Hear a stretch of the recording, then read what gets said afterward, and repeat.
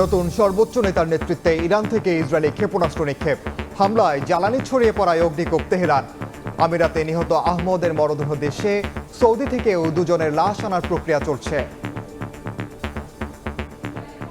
রিয়াদে নিহত হয়েছে, তাদেরকে কিভাবে আমরা খুবই শীঘ্রই আমরা দেশে ফিরিয়ে আনতে পারি সেই কাজও আমরা করছি। এই পর্যন্ত 4 জন হয়েছে। আমরা পর্যায়ক্রমে তাদের আনা নেওয়ার বিষয়টা আমরা যখনই নিশ্চিত হব তখনই তাদের বাড়িতে আমরা তাদের আত্মীয় স্বজনের সঙ্গে পৌঁছে দেব। অপরিশোধিত জ্বালানি তেলের ব্যারেল ঠেকেছে $115।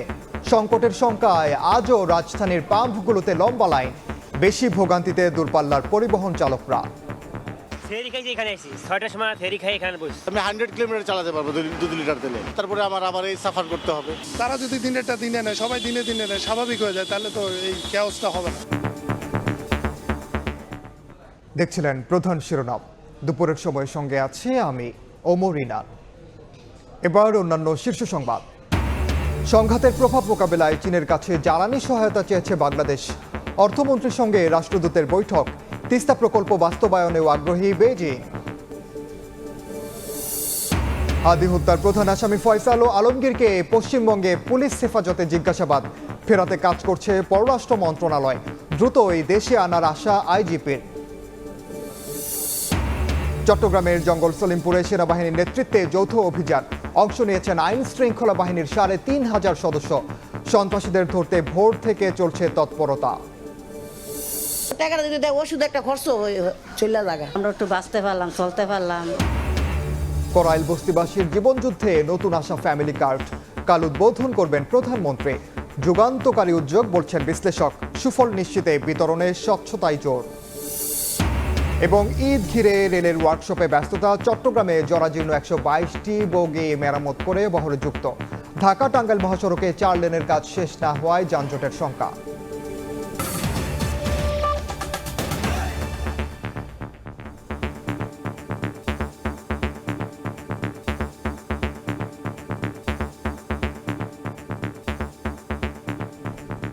নতুন সর্বোচ্চ ধর্মীয় নেতার অধীনে প্রথমবার ইসরায়েলি ক্ষেপণাস্ত্র হামলা চালিয়েছে ইরান। খামেনি পুত্র মোজতবার প্রতি আনুগত্য জানিয়েছেন দেশটির প্রেসিডেন্ট, বিপ্লবী গার্ড ও সশস্ত্র বাহিনী। মার্কিন অনুমোদন ছাড়া তার নেতৃত্ব বেশি দিন টিকবে না বলে হুঁশিয়ারি করেছেন ডোনাল্ড ট্রাম্প। এদিকে ইসরায়েলি হামলায় জ্বালানি ছড়িয়ে পড়ায় অগ্নিকূপে পরিণত হয়েছে তেহরান। ইরান জুড়ে হামলা চালিয়ে যাচ্ছে যুক্তরাষ্ট্র, ইসরায়েল। আইআরজিসির বিমান বাহিনীর সদর দফতর গুড়িয়ে দেওয়ার দাবি করেছে আইডিএফ। এর আগে তেহরানে তেলের ডিপোতে হামলা চালায় ইসরায়েলি বাহিনী। সোমবারও রাজধানীর আকাশ ছিল ঘন কালো ধোঁয়ায় আচ্ছন্ন। লেবাননের বৈরুত ও মারজায়ুনেও ব্যাপক বিমান হামলা চালিয়েছে ইসরায়েল, তবে জবাব দিচ্ছে হিজবুল্লাহ। বিভিন্ন স্থানে নেতানিয়াহুর সেনাদের ওপর হামলা চালানোর দাবি করেছে গোষ্ঠীটি।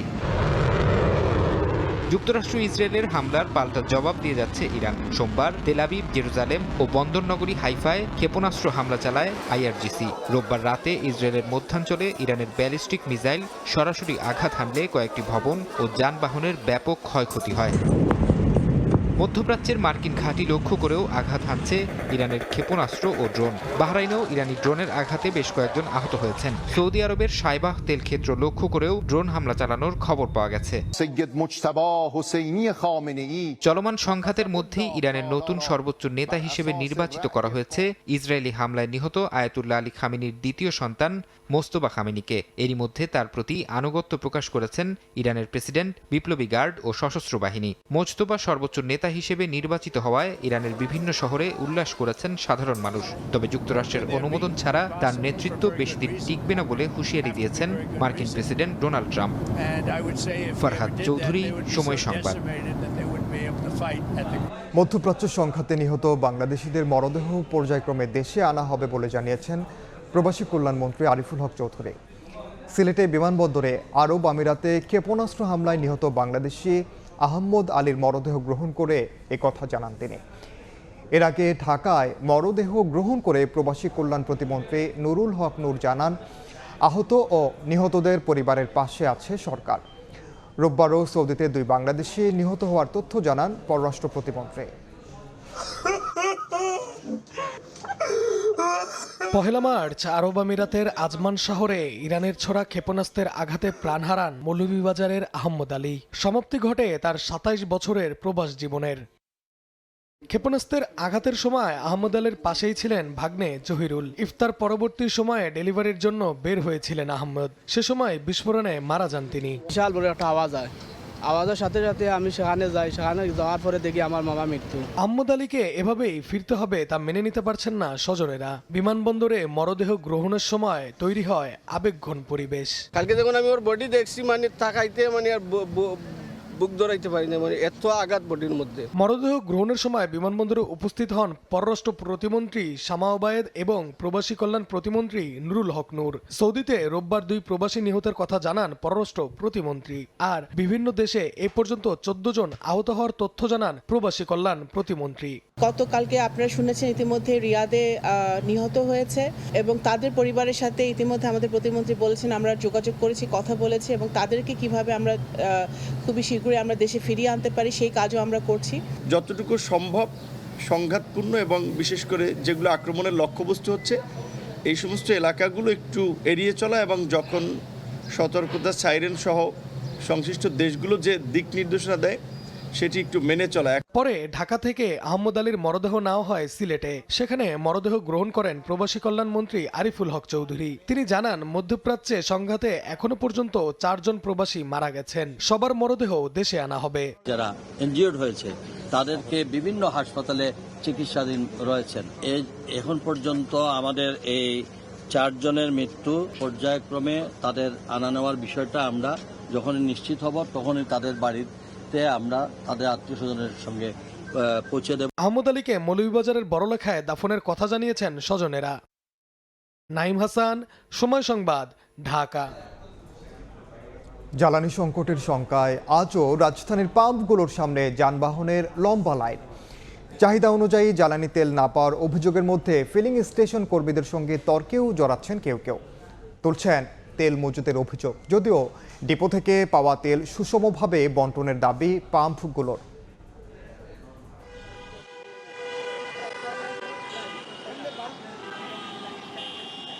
পাম্পের সামনে লম্বা লাইন আর তেল নিতে ঘন্টার পর ঘন্টা অপেক্ষা।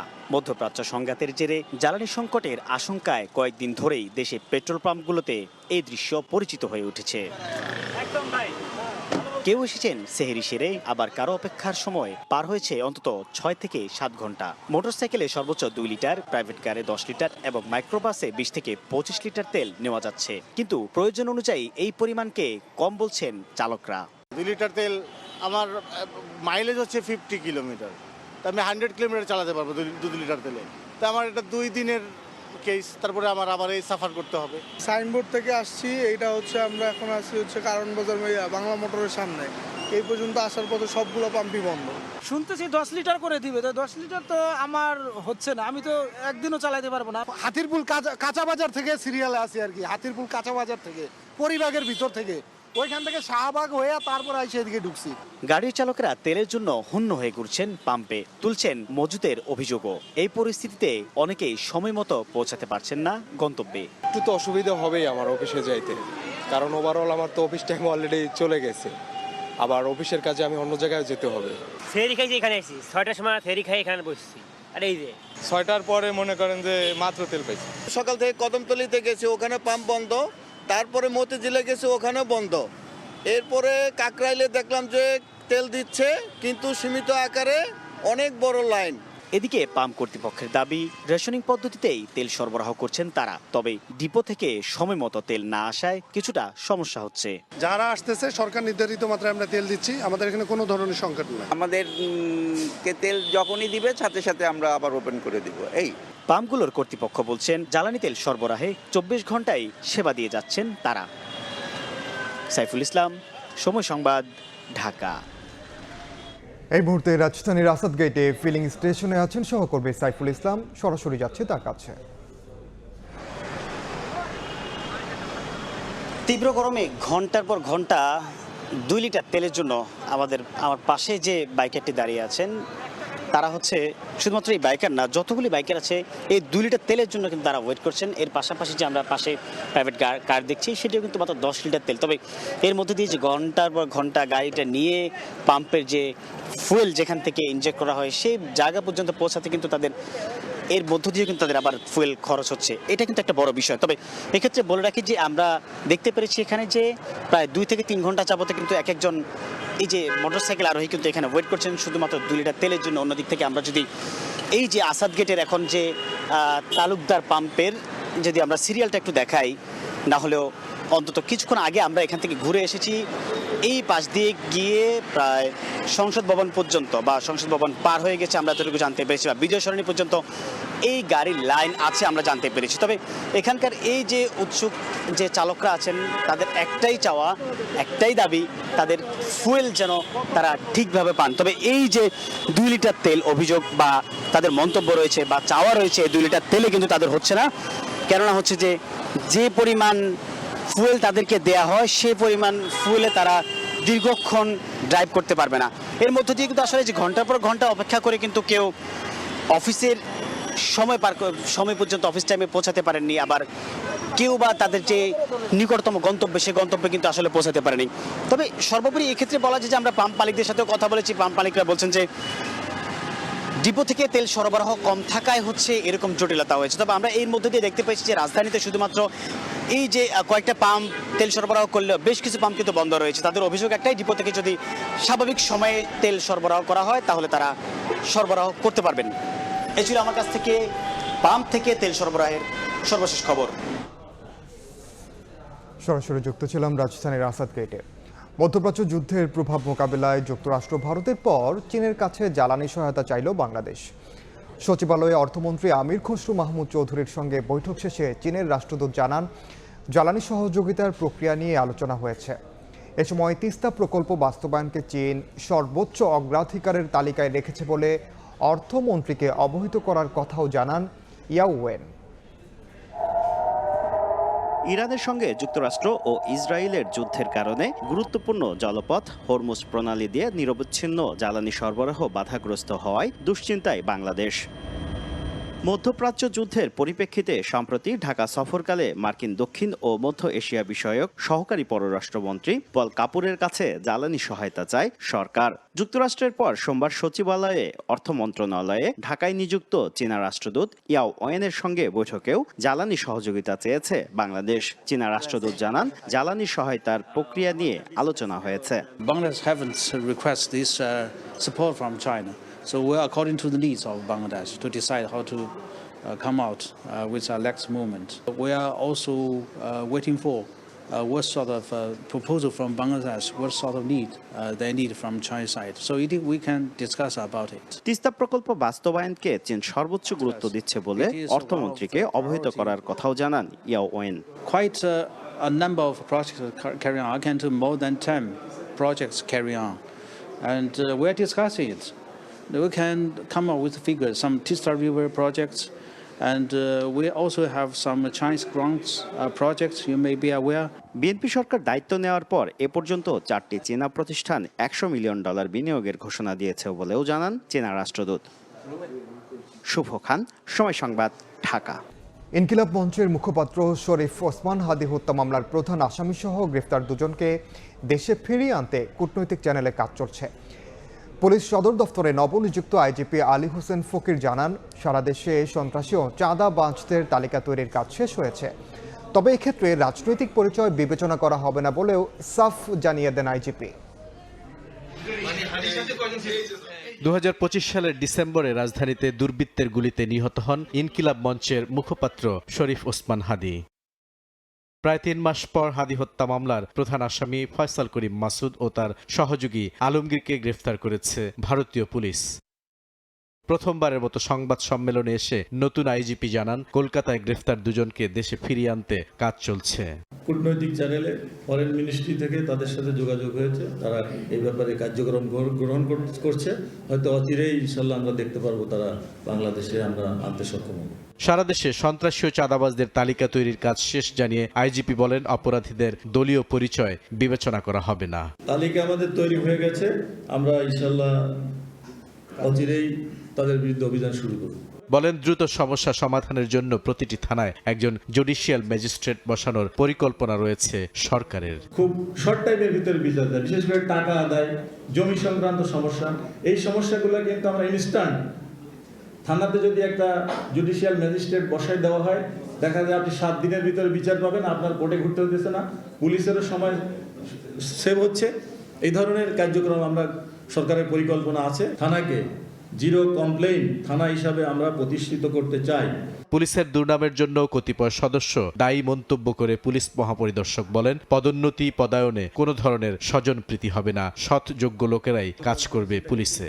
বাংলাদেশের সব পুলিশ এর সঙ্গে জড়িত না, হাতে গোনা নেতৃত্বে কয়েকজন ছিল। বুলবুল রেজা, সময় সংবাদ, ঢাকা।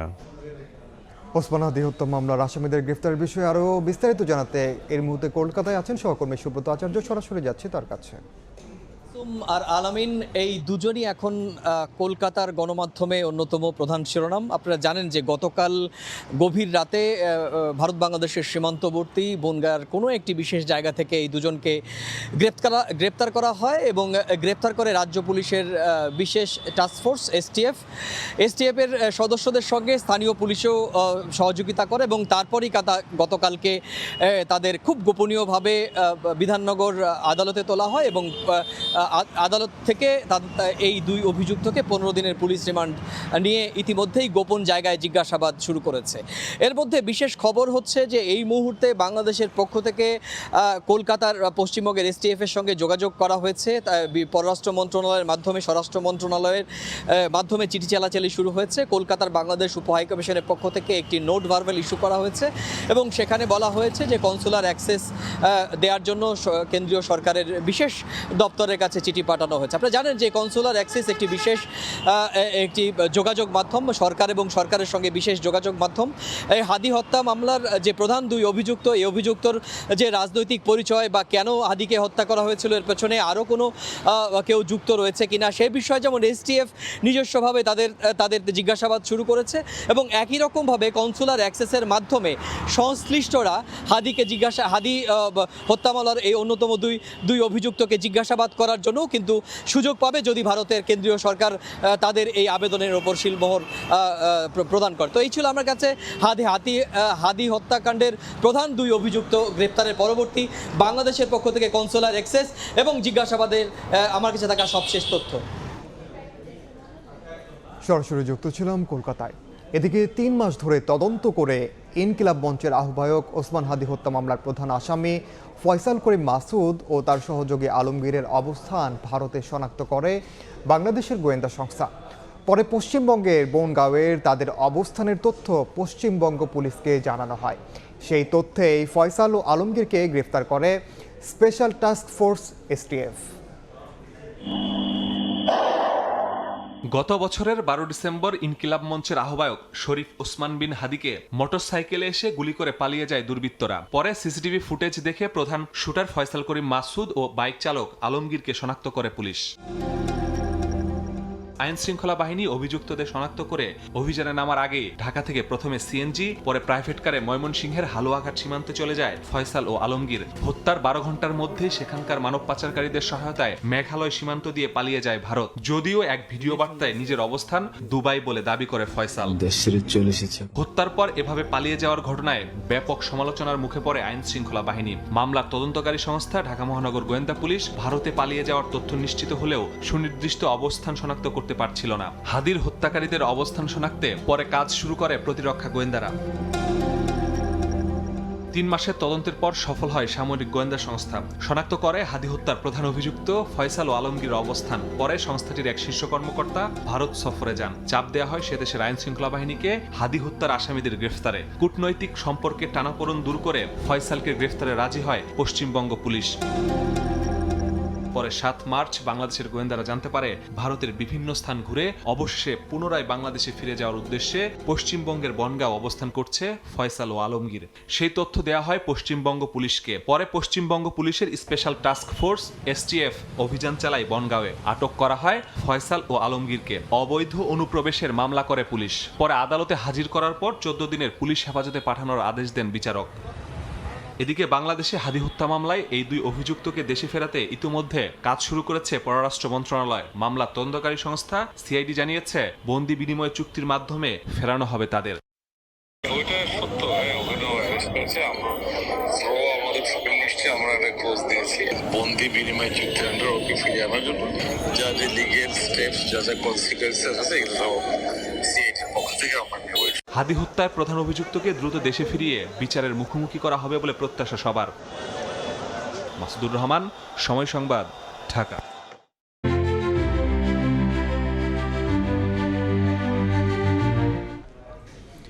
ইসরায়েলের গাজা অবরোধের প্রতিবাদে বাংলাদেশি জাহাজ নিয়ে ফ্লোটিলায় যোগ দিতে সরকারের সহায়তা কামনায় প্রধানমন্ত্রী তারেক রহমানের সঙ্গে সাক্ষাৎ করেছেন আলোকচিত্রী শহীদুল আলম। সকালে সচিবালয়ে সাক্ষাৎ শেষে তিনি জানান, এর আগে ফ্লোটিলার অভিযানে সমর্থন দিয়েছিলেন তারেক রহমান। এবার ড্রিক ট্রাস্ট এ উদ্যোগ নিয়েছে। প্রথমে 29 মার্চ তারিখ নির্ধারণ করা হলেও মধ্যপ্রাচ্যের যুদ্ধের কারণে 12 এপ্রিল আরেকটি তারিখ নির্ধারণ করা হয়েছে। তবে পরিস্থিতি বিবেচনায় সে তারিখও পরিবর্তন করা হতে পারে। এ ধরনের কর্মসূচিতে যোগ দিতে নানা আমলাতান্ত্রিক জটিলতা থাকে। এক্ষেত্রে প্রধানমন্ত্রী তারেক রহমান কিভাবে সহযোগিতা করতে পারেন সে বিষয়ে আলোচনা হয়েছে বলে জানান শহীদুল আলম।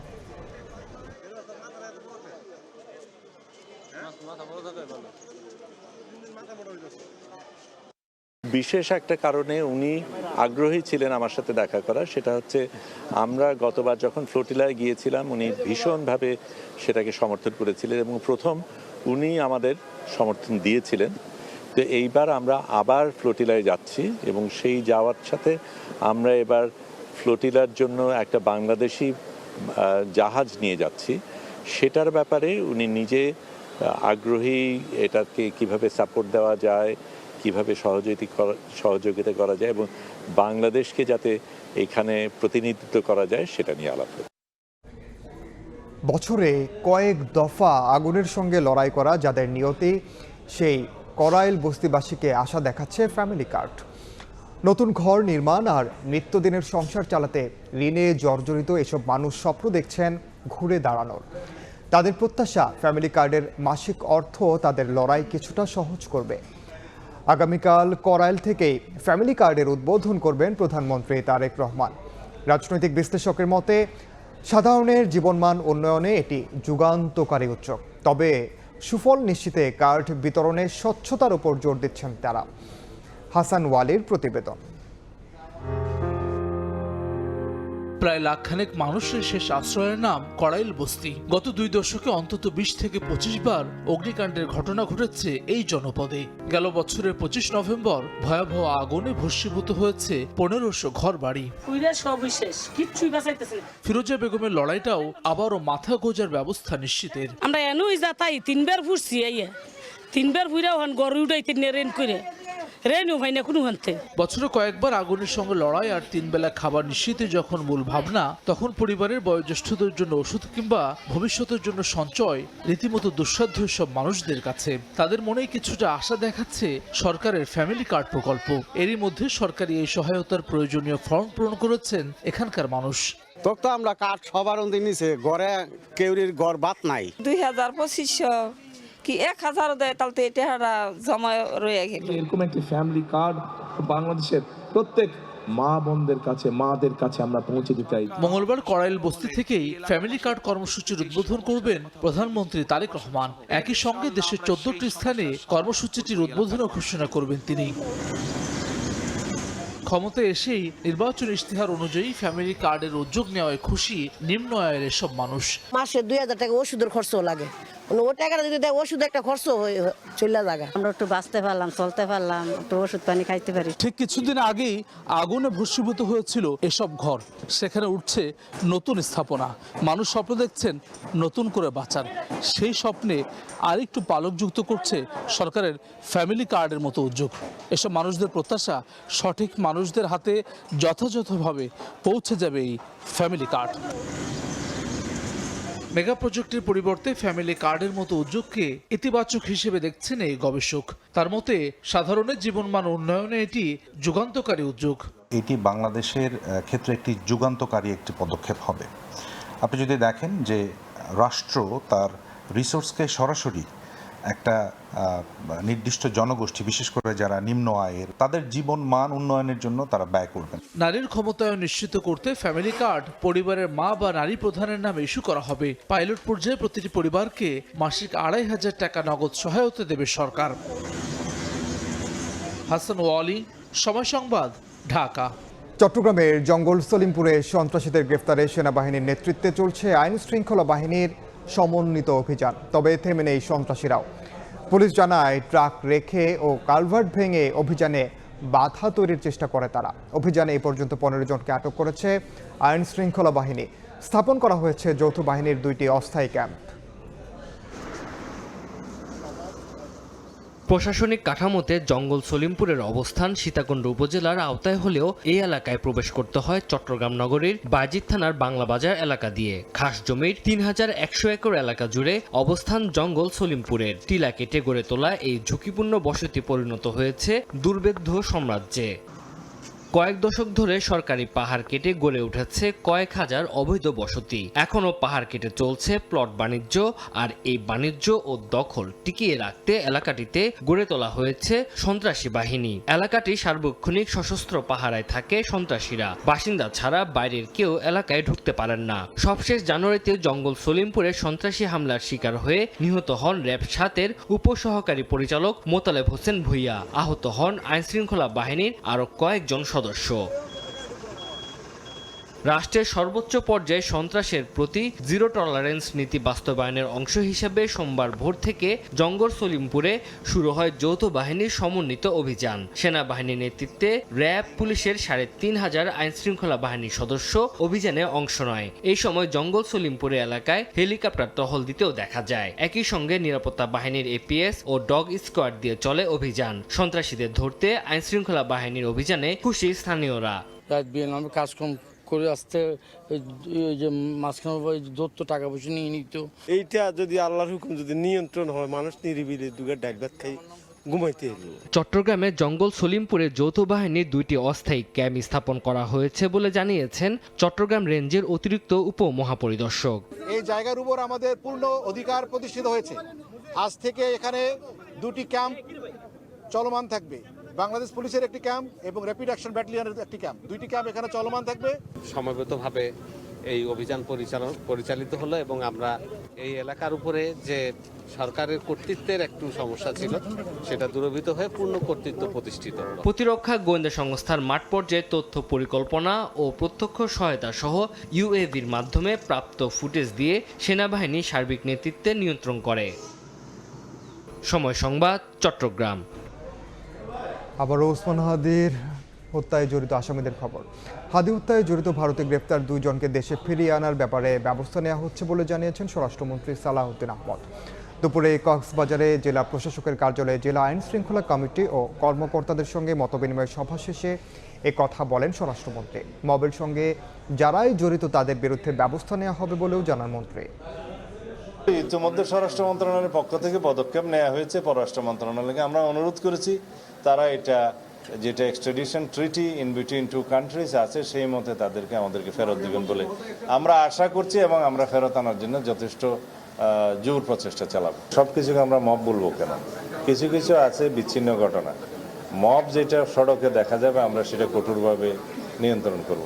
কিছু জিনিস আছে যে একটা নির্ধারিত ক্রাইমের ডেফিনেশনের মধ্যে পড়ে, ডেফিনেশনের মধ্যে হয়তো কাউকে ডিটেইন করে কেউ টর্চার করেছে, এটা মব নয়, এটা একটা নির্ধারিত ক্রাইম।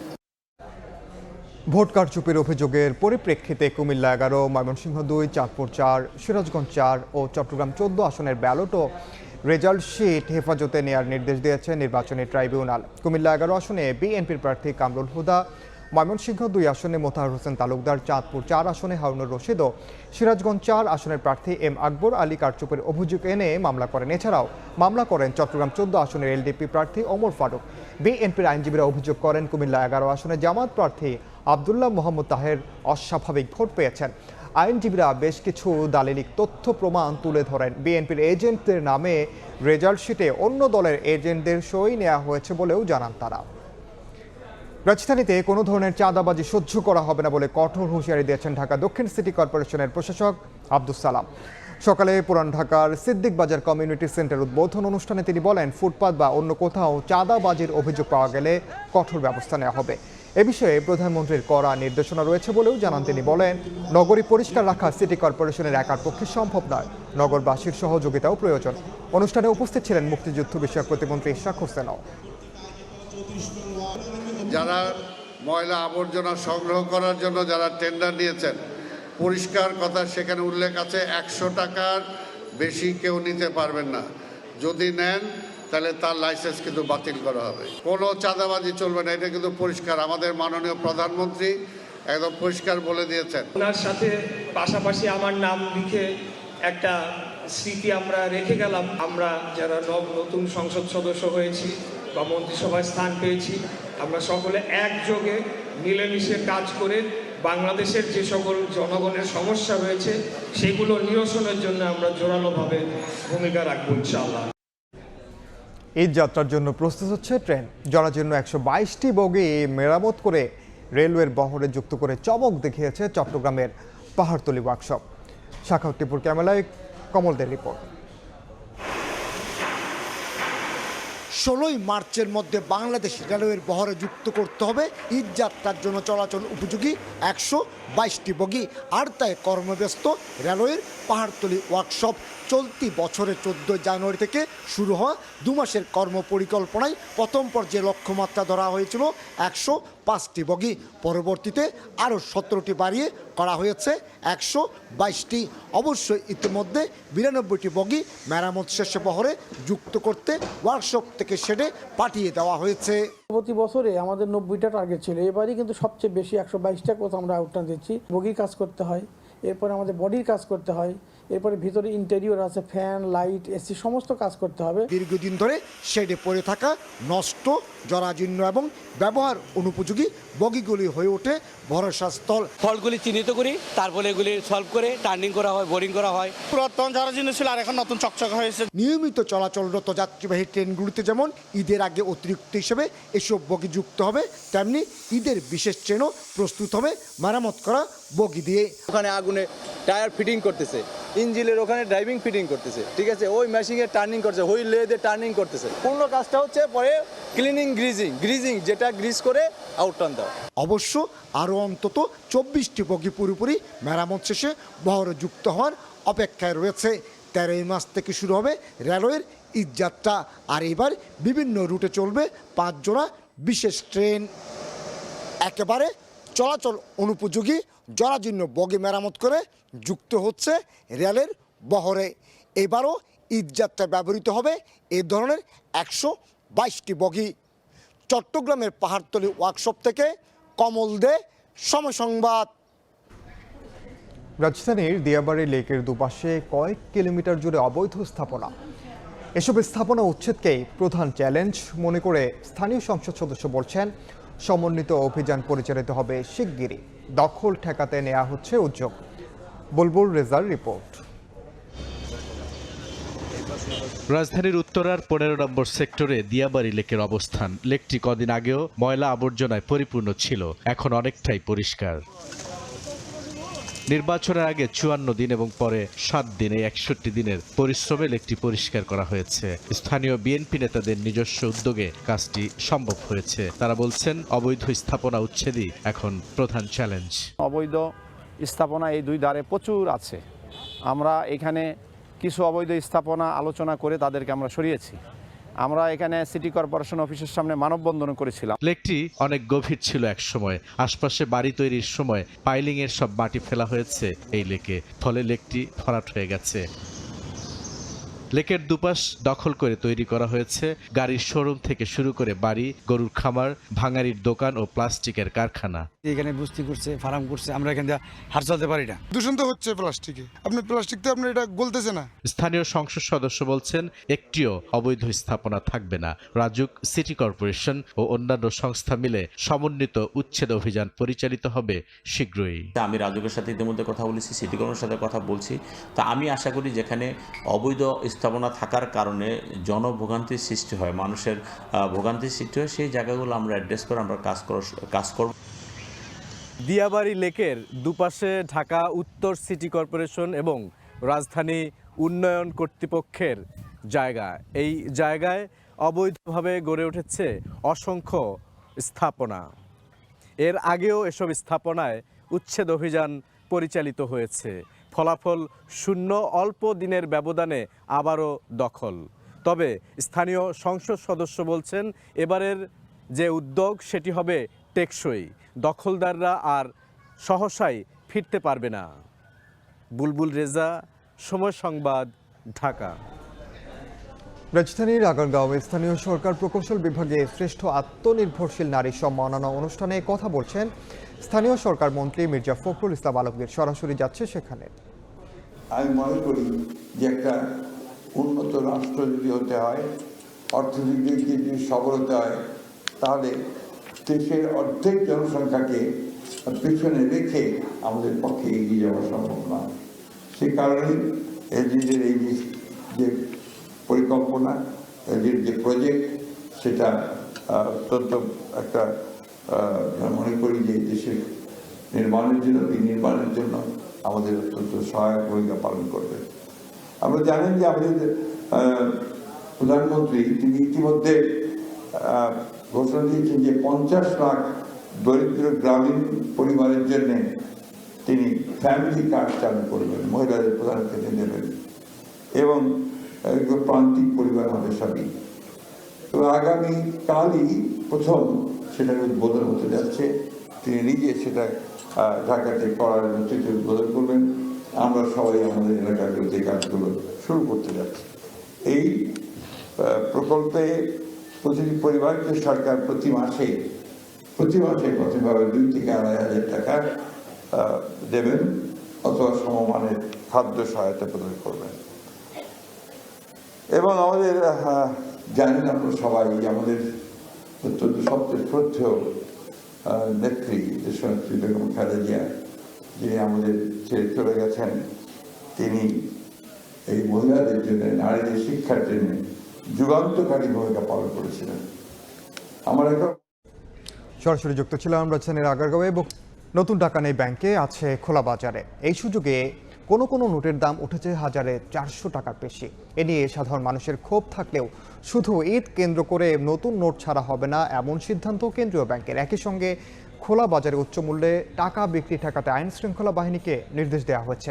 সেলিয়া সুলতানার রিপোর্ট। গ্রামে ফিরবেন রনি আহমেদ।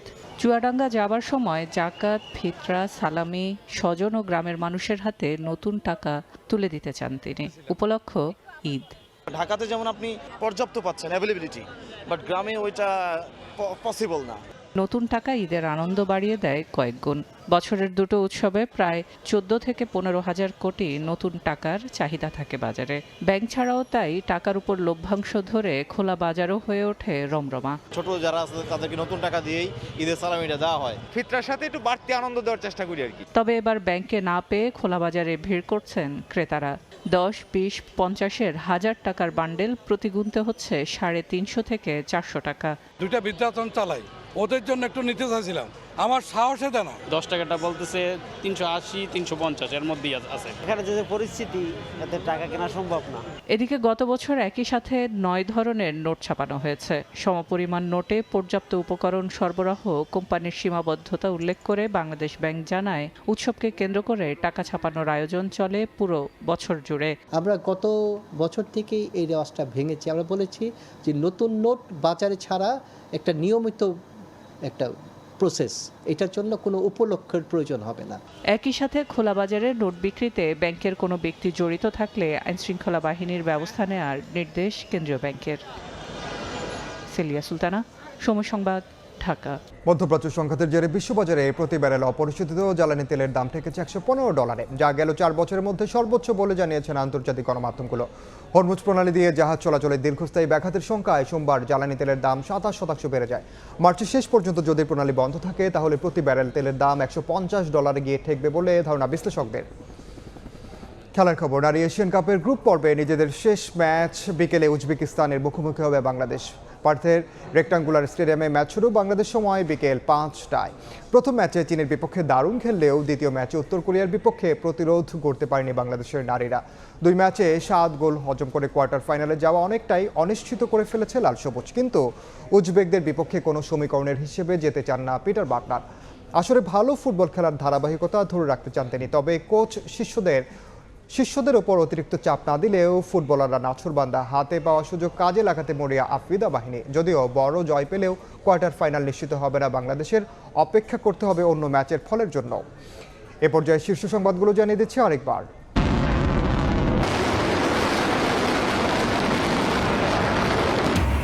নতুন সর্বোচ্চ নেতার অধীনে ইসরায়েলি ক্ষেপণাস্ত্র ছুড়ল ইরান। তেল আবিবে ব্যাপক ক্ষয়ক্ষতি, হামলায় জ্বালানি ছড়িয়ে পড়ায় অগ্নিকোপ তেহরান। মধ্যপ্রাচ্যের সংঘাতে নিহত 4 বাংলাদেশির মধ্যে একজনের মরদেহ দেশে। সরকারি খরচে বাকিদের লাশও পর্যায়ক্রমে পৌঁছে দেওয়া হবে স্বজনদের কাছে। এবং সংঘাতের প্রভাব মোকাবিলায় চীনের কাছে জ্বালানি সহায়তা চেয়েছে বাংলাদেশ। অর্থমন্ত্রীর সঙ্গে রাষ্ট্রদূতের বৈঠক। তিস্তা প্রকল্প বাস্তবায়নে আগ্রহী বেইজিং।